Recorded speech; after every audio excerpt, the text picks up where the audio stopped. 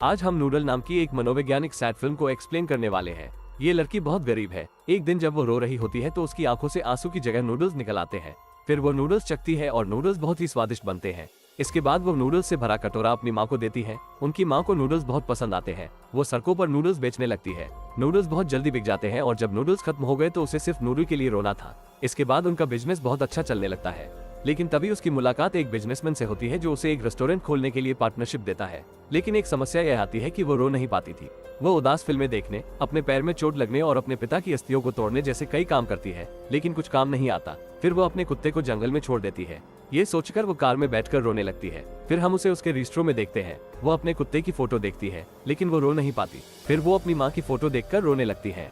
इस लड़के का नाम मैक्स है और यह एक प्रोजेक्ट पर काम करने के लिए थाईलैंड आया हुआ है। मैक्स को होटल के रिसेप्शन पर एक गुमनाम पार्सल रिसीव होता है, जिसको खोलने पर मैक्स को एक हाई टेक फोन मिलता है। आज मैक्स होटल से जाने की तैयारी में था कि उसी फोन से मैक्स को एक मैसेज प्राप्त होता है कि उसे यहाँ एक रात और रुक जाना चाहिए, क्योंकि कल इसी होटल में सबको स्पेशल डिस्काउंट दिया जाने वाला है। अब मैक्स अपनी फ्लाइट कैंसिल करके एक दिन के लिए रुक जाता है। फिर उसे अगले दिन उसे मालूम चलता है कि जिस फ्लाइट से वह जाने वाला था वह क्रैश हो गई है। वह इसको एक इत्तेफाक समझता है। तभी उसे उसी फोन पर एक मैसेज आता है कि उसे किसी साइजर नाम की कंपनी के शेयर खरीदने चाहिए। इस मैसेज को इग्नोर करने के कुछ ही देर बाद उसे पता चलता है कि उसने यह करके कितना बड़ा नुकसान कर लिया, क्योंकि उस कंपनी के शेयर ऊपर चले गए। अब मैक्स को समझ आ गया है कि यह एक जादुई फोन है। अब फोन में उसे रूस के एक खास होटल जाने का संदेश मिलता है, जहाँ पहुँचने के बाद उसे एक और संदेश मिलता है जिसमें उसको जुआ खेलने के लिए बोला जाता है। तो इस कहानी की शुरुआत में हमें एक खूबसूरत नन्ही परी को दिखाया जाता है, जो एक रहस्यमय जंगल की रानी होती है। इस परी के पास काफी जादुई शक्तियाँ होती हैं। एक दिन जब वह जंगल में घूम रही होती है,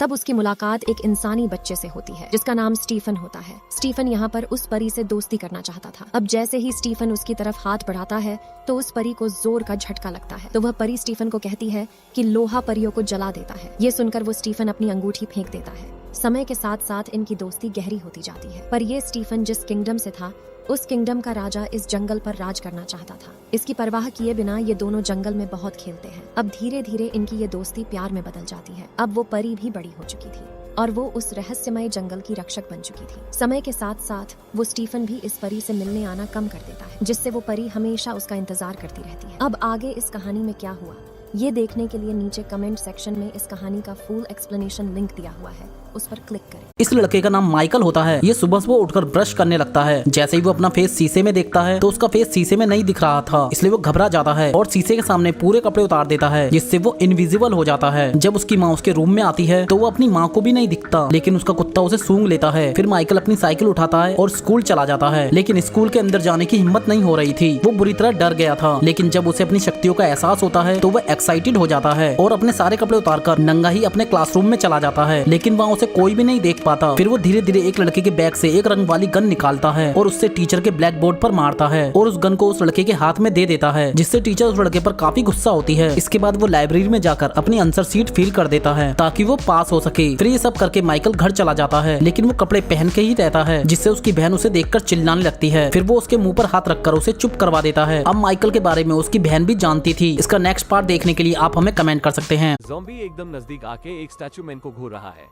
शहर में एक ज़ॉम्बी सर्वनाश टूट गया है और ज़ॉम्बी जीवित बचे लोगों को खा रही है। लोग अपनी जान बचाने के लिए भाग रहे हैं और हर तरफ अफरा तफरी का माहौल है। स्टैचू मैन 5 मिनट से अपनी जगह से नहीं हिला है और बहुत धीरे धीरे सांस ले रहा है। उसके पैर भी सुन्न होने लगे हैं। अगर ऐसा ही चलता रहा तो उसका शरीर नीचे गिर जाएगा। तभी कोई ज़ॉम्बी एक आदमी को पकड़ लेता है। उसका चीखना ज़ॉम्बी को विचलित करता है। स्टैचू मैन एक लंबी सांस लेता है और अपने पैर को थोड़ा हिलाता है और अधिक आरामदायक होने के लिए अपनी मुद्रा को थोड़ा बदलता है। ज़ॉम्बी उसके सामने जिंदा आदमी को खाने लगती है। ज़ॉम्बी को देखकर आदमी अपनी पैंट में ही पेशाब कर देता है। फिर आदमी के मांस का एक टुकड़ा इस स्टैचू मैन पर गिर जाता है। इस वजह से उससे वॉमिट आती है, लेकिन वो उसे फेंकने के बजाय वापस पी लेता है। वो अपना ध्यान हटाने के लिए अपने दोस्त की जांच करता है। उसका दोस्त धीरे धीरे चलता है और ज़ॉम्बी भी क्षेत्र से बाहर निकलने की तैयारी करता है। तभी 2 ज़ॉम्बी एक कटे हुए सिर के लिए लड़ रहे हैं, जो उसके पहिए में गिर जाता है, जिससे उसे उल्टी हो जाती है। उसके बाद सभी ज़ॉम्बी उसे पकड़ लेते हैं और उसे जिंदा खा जाते हैं। ये लड़की एक साइको किलर की कैद में फंस चुकी है और अब वो किलर से मारने वाला है, लेकिन वो लड़की ना तो रोती है ना ही कोई हंगामा करती है। ये देखकर वो किलर भी चौंक जाता है और उसने सोचा कि चाकू बहुत छोटा है तो वो इसे एक बड़े चाकू से बदल लेता है। लेकिन इस बार लड़की मुस्कुराई। इस लड़की का नाम लिसा है। जैसे वो अपने प्रेमी के एक साथ काम से घर जाने का इंतजार कर रही थी। तभी वो साइको किलर वहाँ पर आता है और वो इस लड़की के फेस पर एक स्प्रे कर देता है, जिसे वो लड़की बेहोश हो जाती है। लेकिन मरने से पहले वो फिर मुस्कुराई क्योंकि उसने अपने अंधे प्रेमी जैक को आते देखा। लेकिन साइको किलर ने अंधे आदमी की परवाह नहीं की। हत्यारे के जाने के बाद जैक ने लिसा की अंगूठी देखी। उसने सोचा कि लिसा खतरे में है, इसलिए उसने पुलिस को फोन किया। पुलिस का कहना है कि इस हत्यारे की लंबे समय से तलाश की जा रही थी। उन्होंने कहा कि उसने 1 साल में 13 महिलाओं को मार डाला था और उन सभी को सिर कलम कर मार दिया गया था। गाइस, पार्ट 2 के लिए नीचे कमेंट करके हमें जरूर बताएं।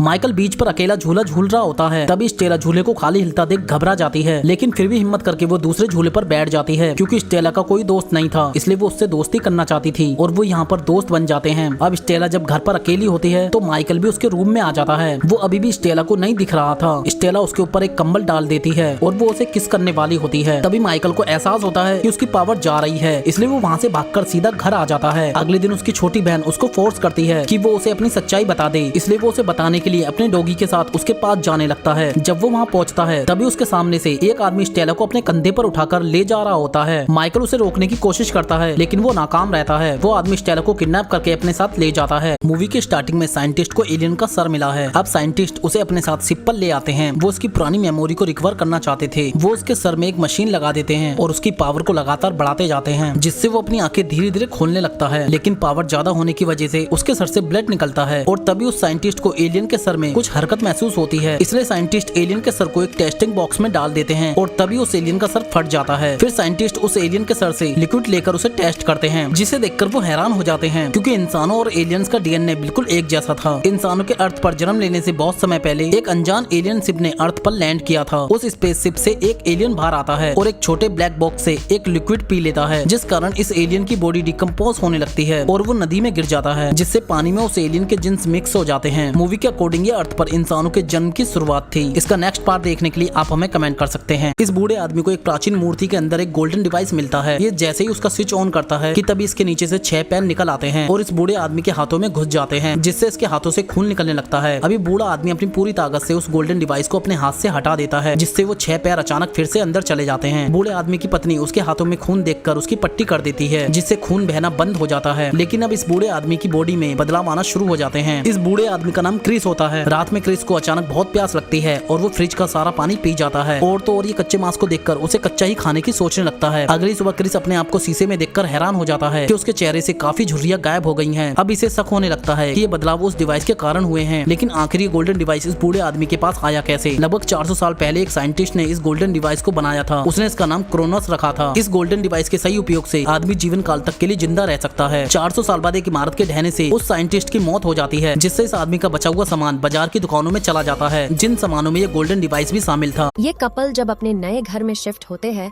तब उनको अपने घर में एक पुराना फ्रिज मिलता है। जब वो फ्रीजर के अंदर बर्फ को हटाती है तो उसे वहाँ पर एक छोटी सी दुनिया दिखती है। फ्रीजर के अंदर की दुनिया बिल्कुल असली दुनिया की तरह ही थी, जहाँ का समय बहुत तेजी से बीत रहा था।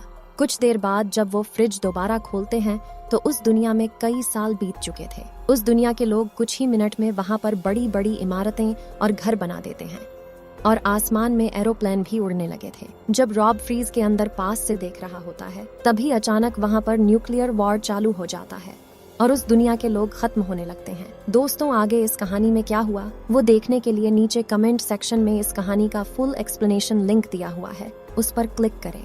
ये लड़की रात को कहीं जा रही थी। इसके पीछे एक कार आकर रुकती है जिसमें एक दंपत्ति बैठा हुआ था। महिला उस लड़की से पूछती है कि तुम इतनी रात को कहाँ जा रही हो? लड़की कहती है कि मैं पार्टी से आ रही हूँ। तभी कार वाली महिला उसे लिफ्ट देने की बात करती है, लेकिन वो लड़की थैंक्स बोलकर आगे जाने लगती है। इस पर महिला कहती है कि तुम्हें इतनी रात को यहाँ से कैब नहीं मिलेगी और तुम इतनी आसानी से घर भी नहीं जा सकती हो। फिर वो लड़की उस महिला से एड्रेस पूछने लगती है। कार वाली महिला उसे रास्ता बताती है, लेकिन कार वाली महिला एक बार फिर उसे लिफ्ट ऑफर करती है, लेकिन इस बार वो लड़की थोड़ा सोचती है और कार में जाकर बैठ जाती है। अब वो लोग इसको अपने घर पर ले जाते हैं। लड़की इस चीज से बिल्कुल अनजान थी कि वो कितनी खतरनाक जगह पर जा रही है। वो लोग इसको लेकर घर पर आते हैं। महिला इसे कोल्ड ड्रिंक पिलाती है और थोड़ी देर बाद इसे धुंधला नजर आने लगता है, यानी कि कोल्ड ड्रिंक में कोई नशीली दवा थी। और तभी लड़की देखती है कि सामने एक आदमी के साथ वो महिला लिपटी हुई है। लड़की समझ जाती है कि वो एक गलत जगह पर है। तभी वो लड़की उठकर वहाँ से जाने लगती है, लेकिन ये दोनों से पकड़ लेते हैं। लड़की चिल्लाकर उन्हें छोड़ने को कहती है, लेकिन वो लोग इसकी एक नहीं सुनते और आदमी उसे पकड़कर अंदर ले जाता है और ये महिला भी उसके बाल खींचते हुए अंदर ले जाती है। इसका नेक्स्ट पार्ट देखने के लिए आप हमें कमेंट कर सकते हैं। यहाँ ये परिवार एक बैंक लूटने के इरादे से आया है। इस लड़की के पास गायब होने की शक्तियां हैं, लेकिन गायब होने पर उसके कपड़े दिख जाते हैं, इसलिए वो एक एक करके अपने सारे कपड़े उतार देती है और अपने पति के साथ बैंक को लूटने उसके अंदर चली जाती है। अंदर जाकर पति बैंक की सिक्योरिटी सिस्टम का एक फोटो लेता है और उतने में लड़की गेट का पासवर्ड जानने के लिए बैंक के स्टाफ के पीछे जाकर खड़ी हो जाती है